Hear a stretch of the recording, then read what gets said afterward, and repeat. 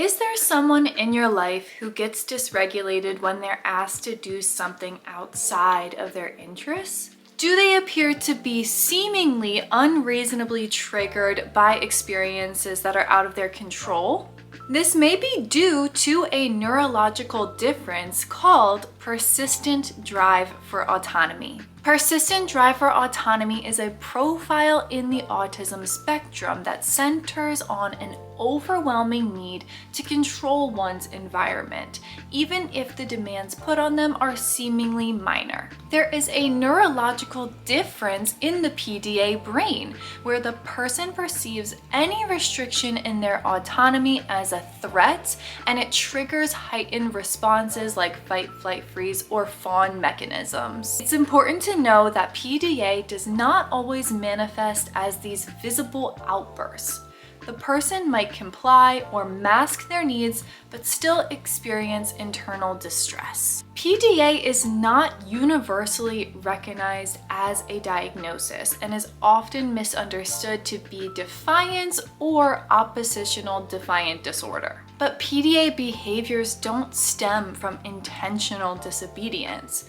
They stem from anxiety that is out of the person's control, this desire to protect their autonomy, and again, a neurological difference. In terms of accommodations, PDA accommodations will seem radical, but they are necessary. So here are some neurodiversity affirming strategies that respect autonomy. Number 1, reduce direct demands.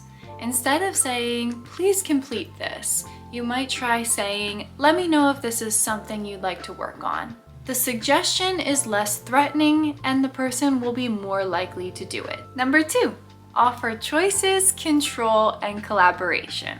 Creating lesson plans and activities with the person with PDA will make them feel valued. You'll be able to iron out the details of what is challenging for them and give them choices, and they will feel like a part of the plan.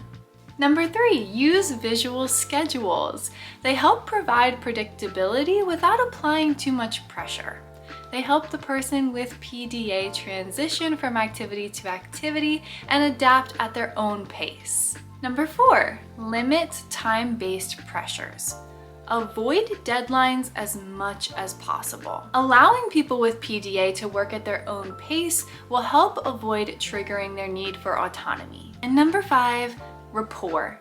Building a trusting relationship with a person with PDA is essential because they perform better when they feel that they are understood. I have one last one that's really important. If a person with PDA is already triggered and dysregulated, you as their support person might have to be submissive.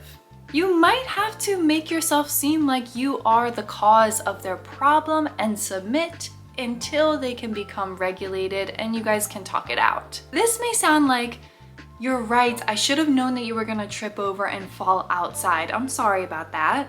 During this heightened state, it helps to pretend that you are the problem, then perform some regulation strategies, and you can talk about the situation later, possibly, when everyone is feeling better. And if you'd like to learn more about neurodiversity affirming strategies and the science behind them, you can follow me at Support the Spectrum on YouTube, TikTok, Facebook, and Instagram.